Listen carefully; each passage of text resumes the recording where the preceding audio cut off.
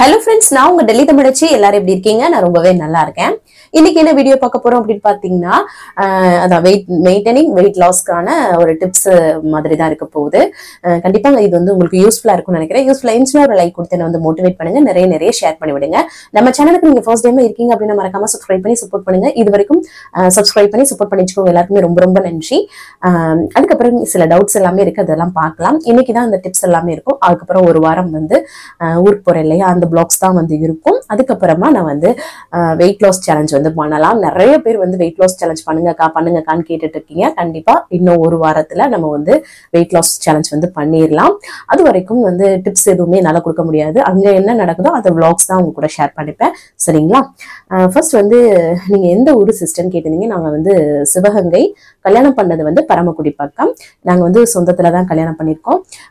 இது என்னை பத்தி டீடைல்ஸ் வந்து நிறைய பேர் கேக்குறீங்க. அதை வந்து நான் ஆல்ரெடி ஒரு வீடியோவே ஷேர் பண்ணிருக்கேன். அதோட லிங்க் வந்து டிஸ்கிரிப்ஷன் பாக்ஸ்ல இருக்கு, பாருங்க.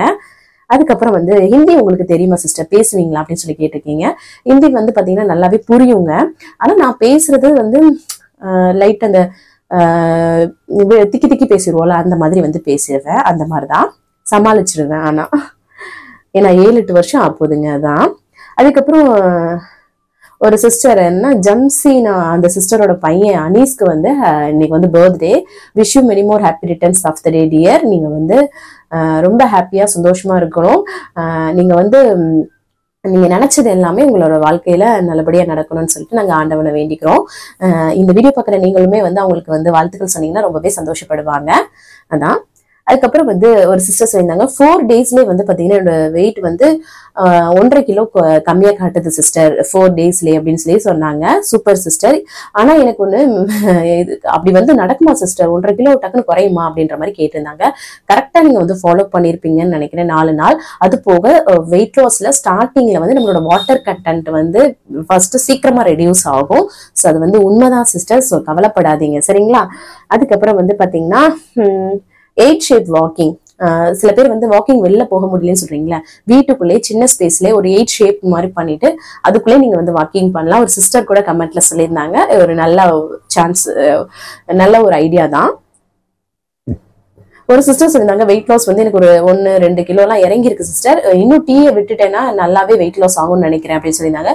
கண்டிப்பா சிஸ்டர், அது உண்மைதான்.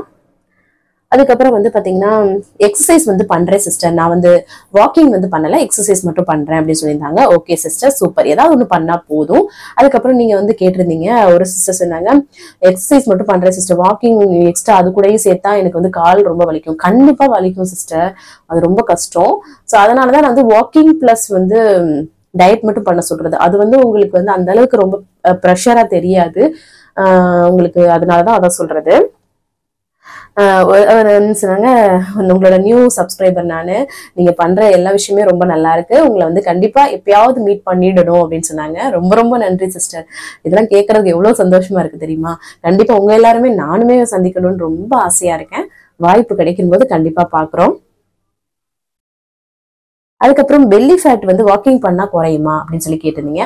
அந்த 8 ஷேப் வாக்கிங் வந்து பண்ணுங்க சிஸ்டர், அது வந்து கண்டிப்பா உங்களுக்கு ஹெல்ப்ஃபுல்லா வந்திருக்கும்.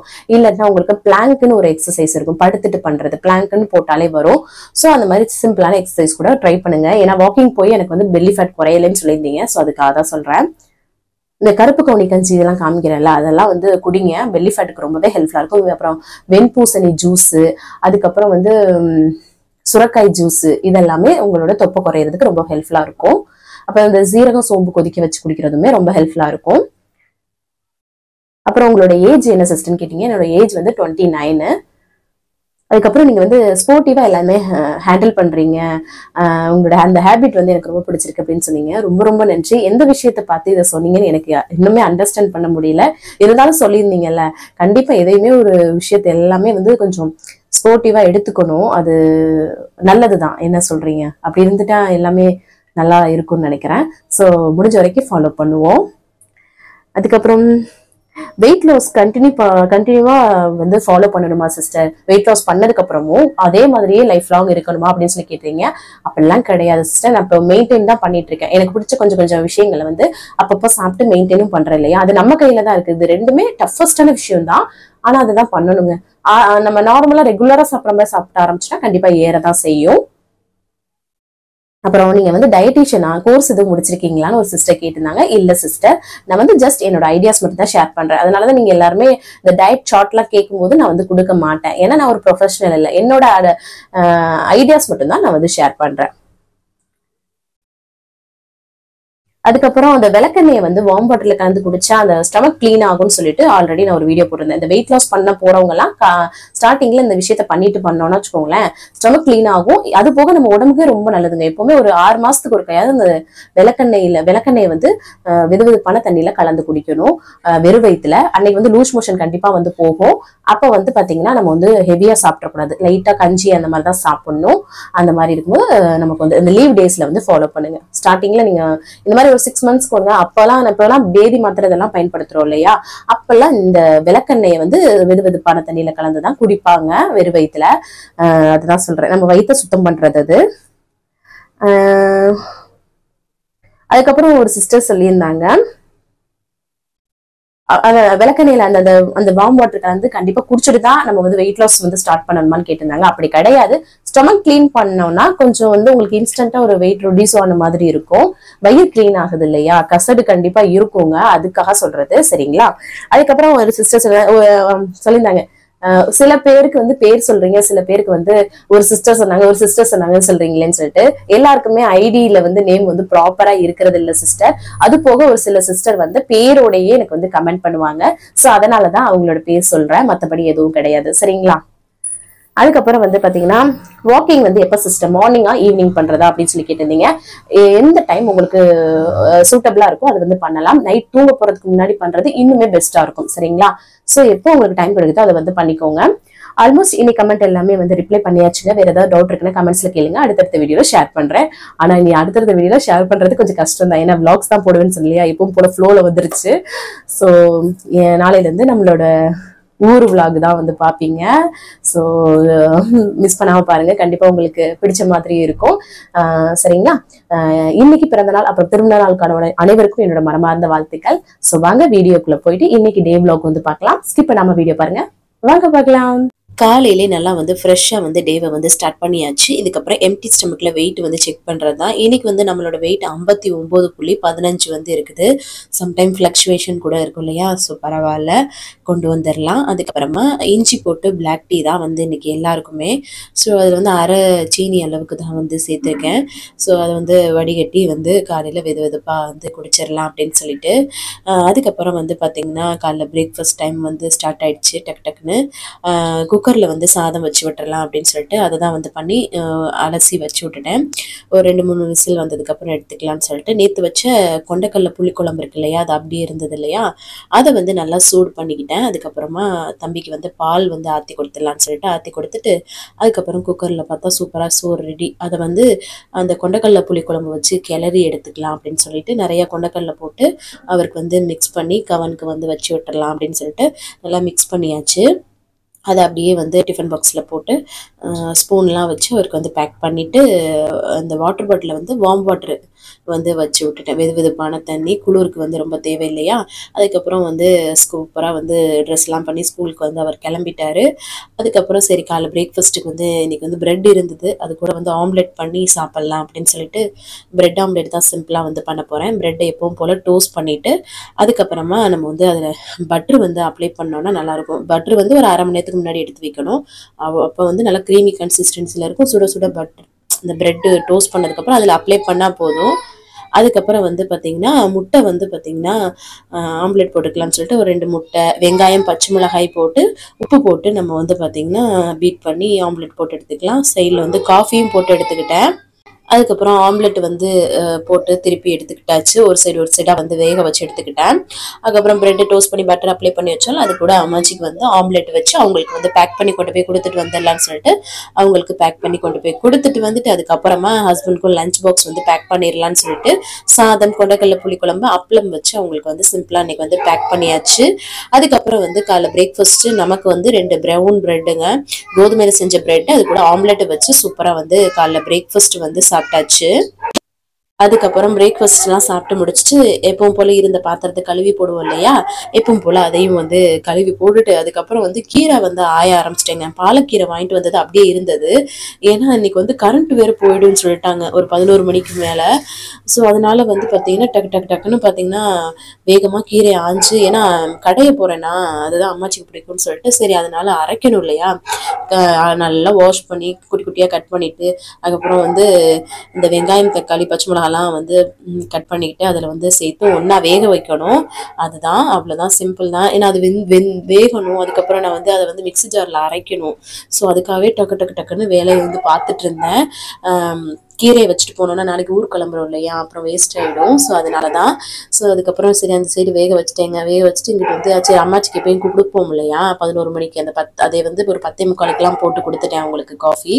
அதுக்கப்புறம் பூண்டு வந்து பார்த்திங்கன்னா நல்லா வந்து கட் பண்ணி சின்ன சின்ன பீஸா வந்து கட் பண்ணி சேர்த்து அதையும் எல்லாத்தையும் இந்த மாதிரி சுருண்டு கீரை வர்ற அளவுக்கு நல்லா வேக வச்சு எடுத்துக்கிறேன்.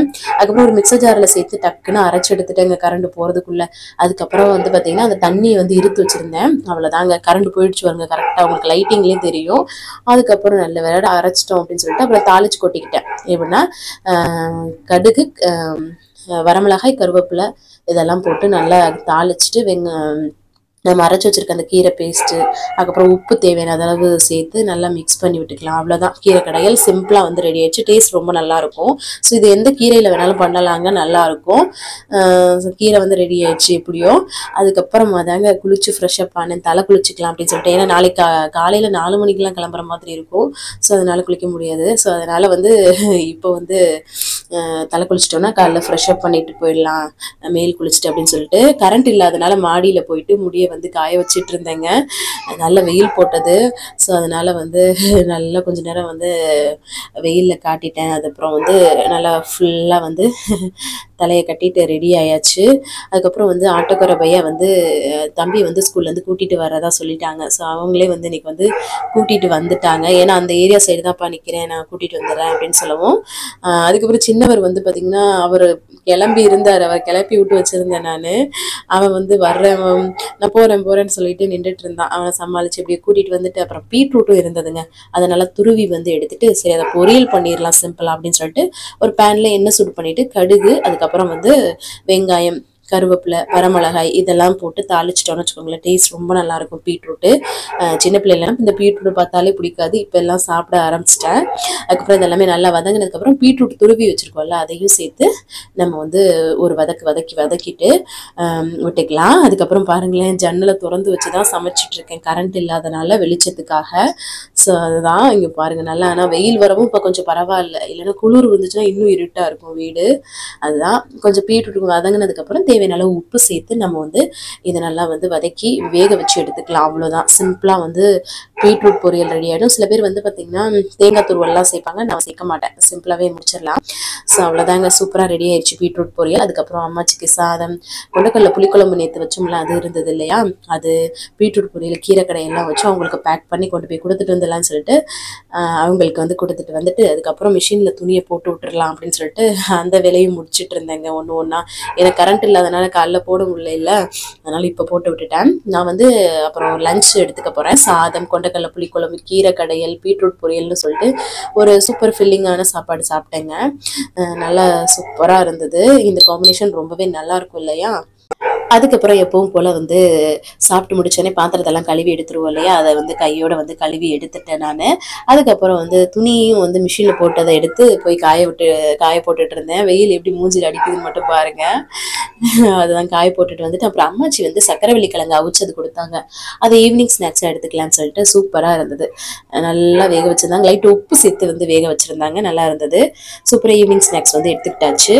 அதுக்கப்புறம் வந்து பார்த்திங்கன்னா சீரகமும் சோம்பு எடுத்துட்டு நல்லா கொதிச்ச தண்ணியை வந்து ஊற்றி இந்த மாதிரி மூடி வச்சுட்டோம்னு வச்சுக்கோங்களேன், அதில் உள்ள சாரெல்லாம் இறங்கி இருக்கும். நம்ம எப்பவும் கொதிக்க விடுவோம் இல்லையா, இன்றைக்கி இப்படி எடுத்துக்கலாம்னு சொல்லிட்டு இந்த மாதிரி மூடி வச்சுட்டேன். அது அப்படியே நல்ல சூடு வந்து இது கப்பு இருக்குன்னு சொல்லுவேன், அதனால கரெக்டாக வரும். அதுக்கப்புறம் இங்கிட்டு வந்து அம்மாச்சிக்கு வந்து ஈவினிங் டயத்தில் எப்போயும் காஃபி போட்டு கொடுப்போம்ல, அது வந்து அவங்களுக்கு போட்டு வந்து கொடுத்துடலான்னு சொல்லிட்டு அப்புறம் வீட்டுக்கே வந்துட்டாங்க. அப்புறம் வீட்டில் தான் வந்து குடித்தாங்க. அப்புறம் தம்பிக்கு வந்து டியூஷன் டைம் ஆயிடுச்சு, டக்கு டக்கு டக்குன்னு கொண்டு போய் விட்டுட்டு வந்தேன். ஏன்னா இன்னைக்கு வந்து கொஞ்சம் லேட் ஆயிடுச்சு. அதுக்கப்புறம் வந்து அந்த தண்ணியை திறந்து பாருங்களேன், லைட்டாக வெது வெதுப்பாக நல்ல ஜீரக சோம்பெல்லாம் கீழே இறங்கி போயிருந்ததா, அதை வந்து சூப்பராக வந்து குடிச்சாச்சு. இது நல்ல ஒரு டைஜஷனுக்கு, வெயிட் லாஸ்க்கு எல்லாத்துக்குமே ரொம்ப ரொம்ப ஹெல்ப்ஃபுல்லாக இருக்கும். அதுக்கப்புறம் இவர் வந்து ஜோதியோட பையன்தான். ஜோதி நாளைக்கு நான் ஊருக்கு போகிறேன்னு சொல்லிட்டு வந்திருந்தாங்க. வீட்டுக்கு வந்துட்டு கொஞ்சம் நேரம் பேசிச்சு, சரி போயிட்டு வா அப்படின்னு சொல்லிட்டு நாங்கள் வந்து பார்த்துட்டு போணுச்சு ஜோதி. ஸோ அதுக்கப்புறமா நான் டின்னர் வந்து எடுத்துக்கிறேன். சாதம், பீட்ரூட் பொரியல், கீரை கடையில் கொஞ்சம் கொஞ்சம் வச்சு இன்னைக்கு டின்னர் அப்படி தாங்க எடுத்துக்கிட்டேன். சாதம் வந்து டக்குன்னு குக்கரில் தான் வச்சேன் எல்லாருக்குமே. ஸோ அதனால் அதை வச்சு சூப்பராக சிம்பிளாக சாப்பிட்டுட்டு எப்பவும் போல் எல்லாருக்கும் சாப்பாடு கொடுத்துட்டு பாத்திரத்தெல்லாம் கழுவி கம்ப்ளீட் பண்ணியாச்சு வேலையை. கடைசியாக வந்து இன்னைக்கு வந்து வார்ம் வாட்டர் தான் இன்றைக்கும் வந்து குடிச்சு கம்ப்ளீட் பண்ணுறேன். நாளையிலேருந்து ஊர்லேருந்து விலாக் வருங்க, சரிங்களா? ஸோ வெயிட்லாம் வந்து காட்ட முடியாது, அதுதான். ஸோ வார்ம் வாட்டர் குடிச்சு இன்னைக்கு டேவை சூப்பராக வந்து கம்ப்ளீட் பண்ணியாச்சு. இந்த விலாக் கண்டிப்பாக உங்களுக்கு பிடிச்ச மாதிரி யூஸ்ஃபுல்லாக இருக்கும்னு நான் நினைக்கிறேன். யூஸ்ஃபுல்லாக இருந்துச்சுன்னா ஒரு லைக் கொடுத்து வந்து மோட்டிவேட் பண்ணுங்கள், நிறைய ஷேர் பண்ணி விடுங்க. அவ்வளோதான். இவ்வளோ நேரம் என்னோட வீடியோவை பொறுமையாக பார்த்தமைக்கு மிக்க நன்றி. பாய்.